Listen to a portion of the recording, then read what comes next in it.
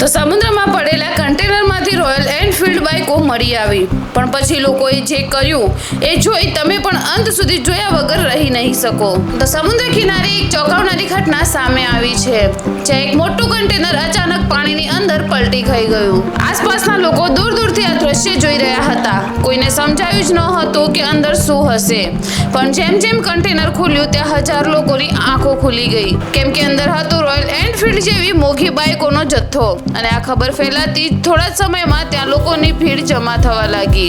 પહેલા તો લોકો ફક્ત જોઈ રહ્યા હતા, પણ પછી એક વ્યક્તિ હિંમત કરી પાણીમાં ઉતર્યો અને તે બાઇકોને બહાર કાઢવા લાગ્યો. બસ એ ક્ષણથી બધું જ બદલાઈ ગયું અને એક પછી એક બધા જ લોકો પાણીમાં ઉતરવા લાગ્યા અને એક એક કરી બધા જ બાઇકને ધીરે ધીરે બહાર નીકળવા લાગ્યા. કોઈ એક બાઇક લઈ રહ્યું હતું તો કોઈ બે બાઇક લઈ અને ત્યાંથી ભાગવાનો પ્રયાસ કરી રહ્યા હતા. આ દ્રશ્ય હવે સંપૂર્ણ રીતે કાબુ બહાર થઈ ગયું હતું. કોઈને કાયદાનો તો ડર જ ન હતો. કોઈને રોકવાનો પ્રયાસ પણ કરવામાં નથી આવી રહ્યો. દરેકને ફક્ત એક જ વાત હતી, મને પણ એક બાઇક મળવી જ જોઈએ. કેટલાય લોકો બાઇકને લઈ ધક્કો મારી અને બહાર લાવી રહ્યા હતા, તો કેટલાય લોકો સીધા સ્ટાર્ટ કરીને ત્યાંથી નીકળી રહ્યા હતા.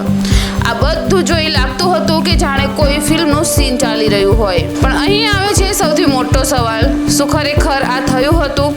શું ખરેખર આ લોકો આ રીતે બાઇકો લઈ જઈ રહ્યા હતા? તો હકીકતમાં આવું કંઈ જ નહોતું થયું અને તમારી જાણ